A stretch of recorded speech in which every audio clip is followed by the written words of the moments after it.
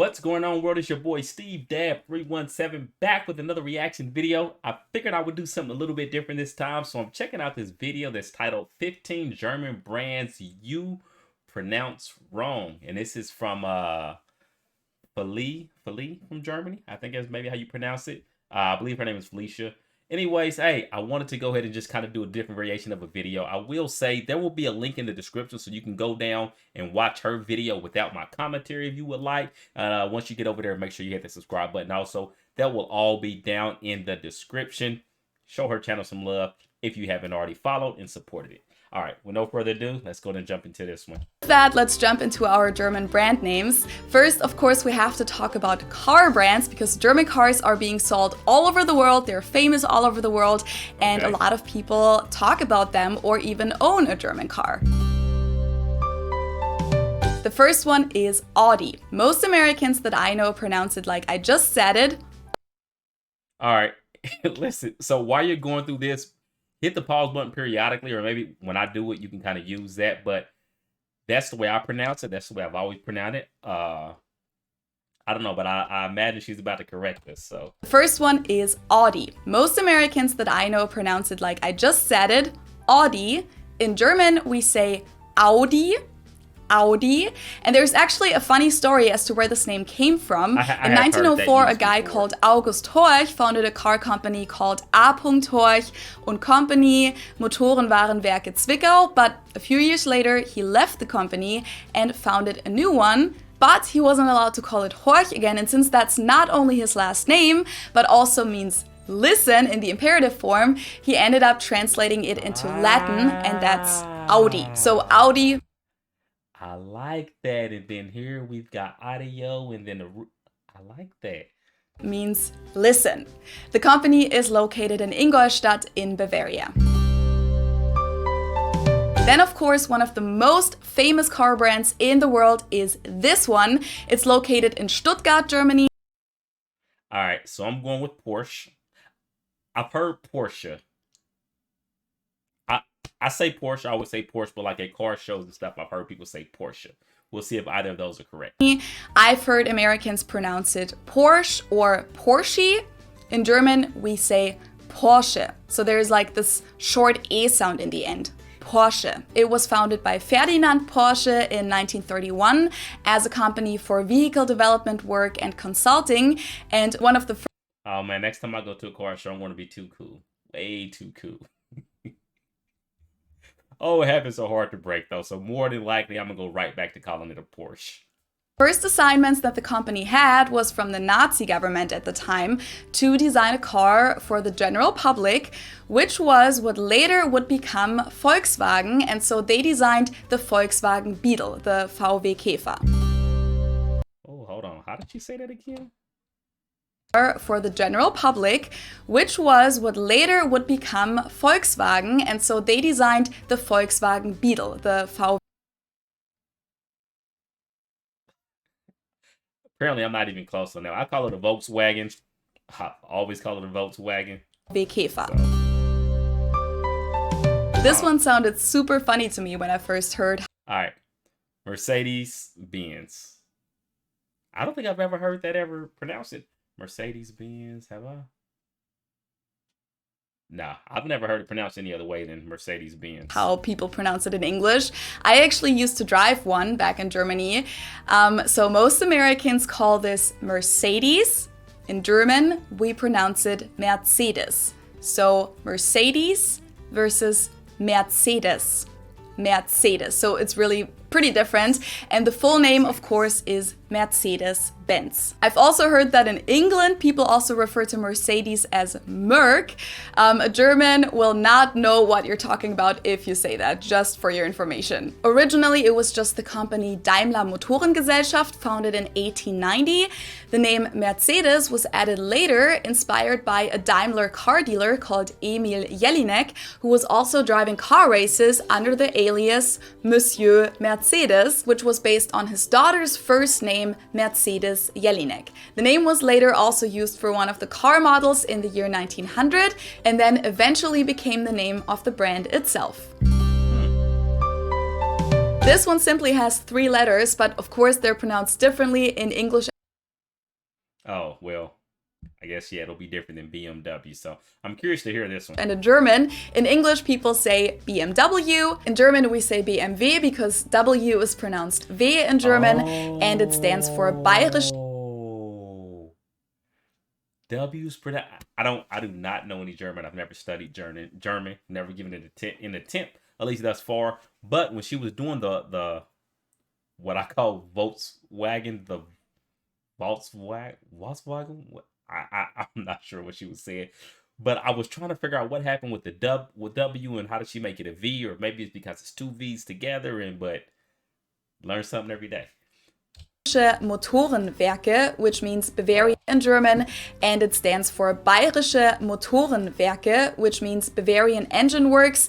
And of course, BMW is located in my hometown, Munich, which is the capital of Bavaria. The company was founded in 1916 and originally mainly produced aircraft engines.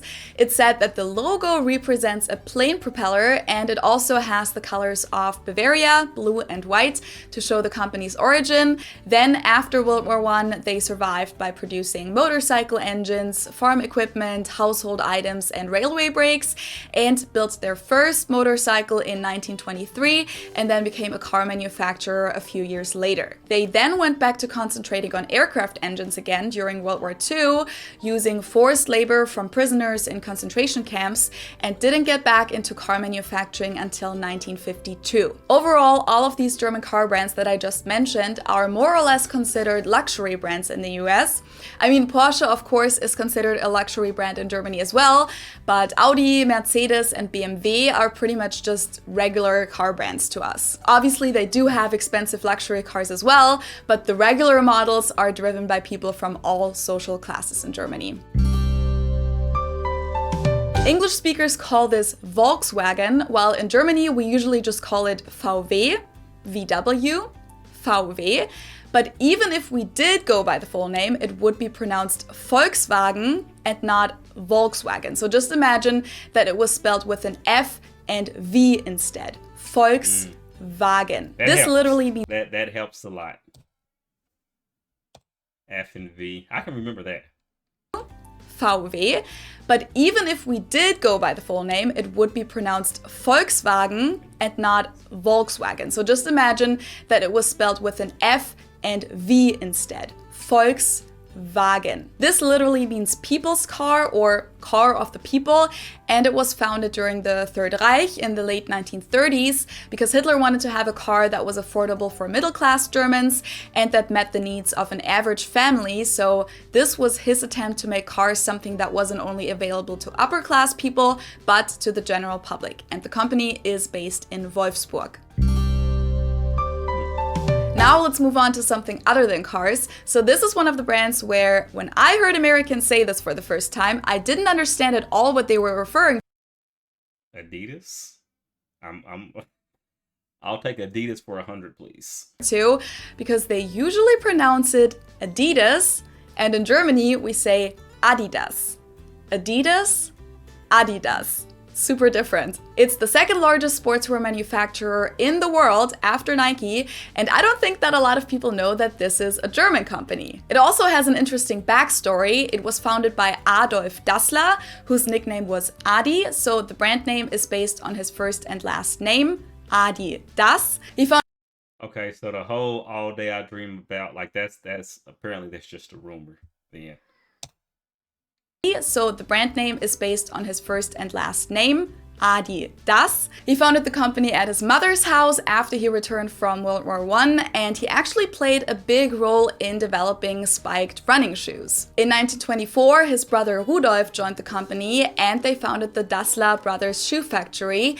But they later got into a fight, split up, and his brother actually founded his own company called Puma, which became the biggest rival of Adidas. So both Adidas and Puma are German brands.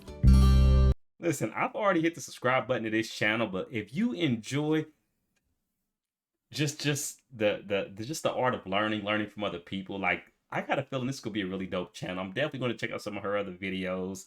I've definitely enjoyed this one so far. I just wanted to stop and say that. So I know I said it earlier. I believe I said it earlier. If not, go over, show her channel some love. Like, hit the like button, hit subscribe button, and you can go there and you can watch her videos without my commentary if you want to.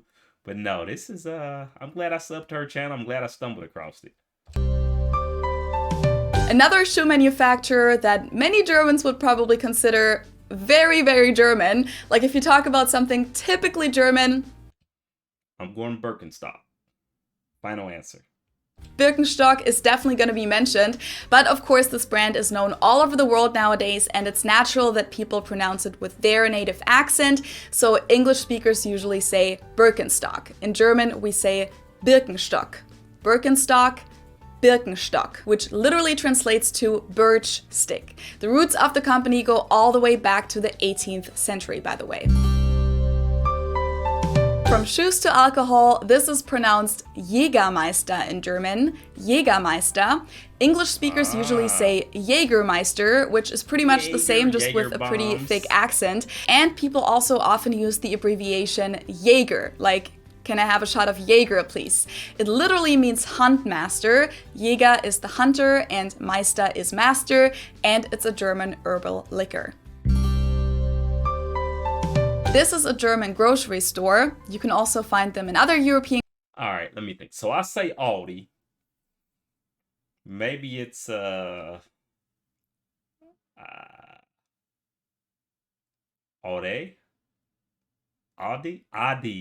Oh, I don't know how to say it besides Audi. Like, that's the only thing that looks like phonetically to me. That's the only thing that seems like it would make perfect sense. But let's see. In countries, and they even have some stores in the US. I usually get the majority of my groceries at Aldi here in the US. In Germany, we call stores like Aldi or Lidl discounters because they sell groceries for very low prices. Right. In English, people usually pronounce this Aldi. I think I've also heard Aldi before, but I think most people say Aldi.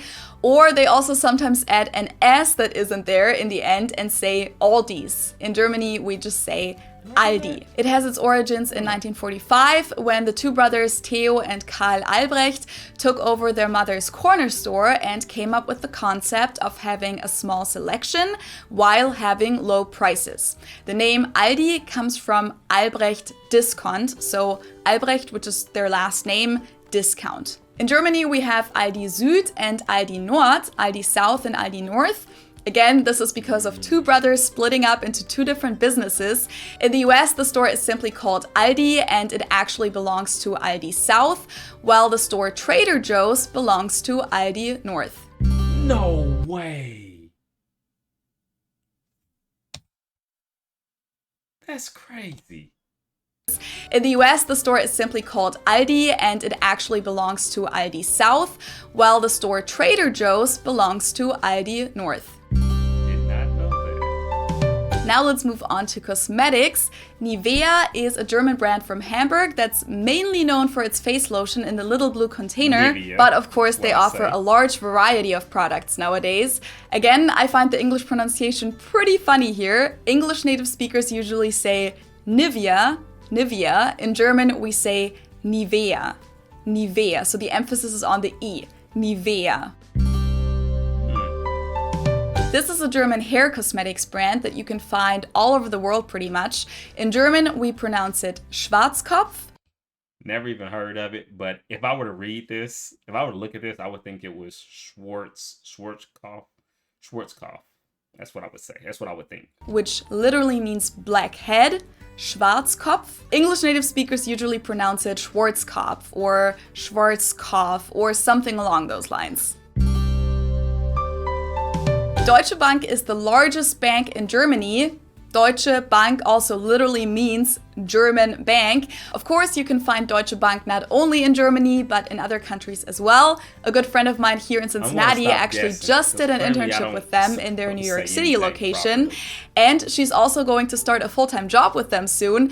And Americans usually pronounce it Deutsche Bank or something along those lines. And my friend always uses the abbreviation Deutsch when she refers to it.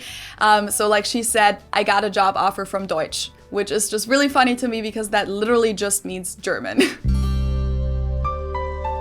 This is a German manufacturer of high-end domestic appliances, and it's not exactly pronounced wrong in English, but English native speakers usually say something like Miele, Mila. So it usually sounds more like an A in the end, whereas in German we say Miele.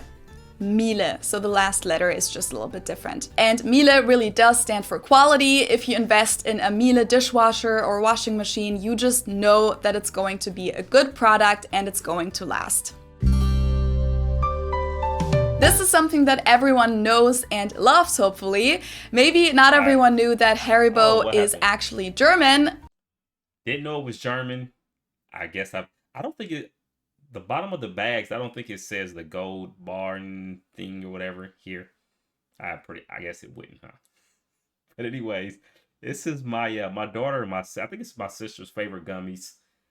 I think they're disgusting. Way too tough. I am an Albanese guy. If you have a favorite gummy or brand, put it down in the comments. But Haribo or horrible? I want to go with one of those two. We pronounce it Haribo. Haribo. And again, the name originates in the name of the founder of the company, which was Hans Riegel, and he was from the city of Bonn in Germany. So Hans Riegel from Bonn, and he always took the first two letters, put them together, and it became Haribo. Hans Riegel Bonn. Haribo. And last but not least, let's talk about a company that is not doing super well during these times, but it's one of the largest companies in Germany and second largest airline in Europe. You know, I've never seen that, but I'm going to get this one right. That is going to be pronounced Lufthansa. Lufthansa. Lufthansa. That's it. Final answer. And maybe you've flown with them before. In English, people usually say Lufthansa, but in German, we say Lufthansa. So the emphasis is on the first. I wasn't bad. Apparently the H is silent or whatever, but I wasn't far off on that one. Syllable, Lufthansa versus Lufthansa. And that was the last brand name on my list. All right, so man, I'm glad I stumbled across this page. Listen, I know I've said this before now, and I maybe have said it twice. Go over, show her channel some love. Subscribe, check out some of the other videos. This is currently the only one I've watched, but I'm definitely going to be watching more. And remember, PVO, positive vibes only. Appreciate you all for being here, checking this out. Again, a different style reaction video for me. 90, easily 95, maybe 99% of what I do is music related, but I'm also doing some other reactions as well. Appreciate you for being here. Appreciate you for watching. Steve Dab 317, and I'm signing out. Peace.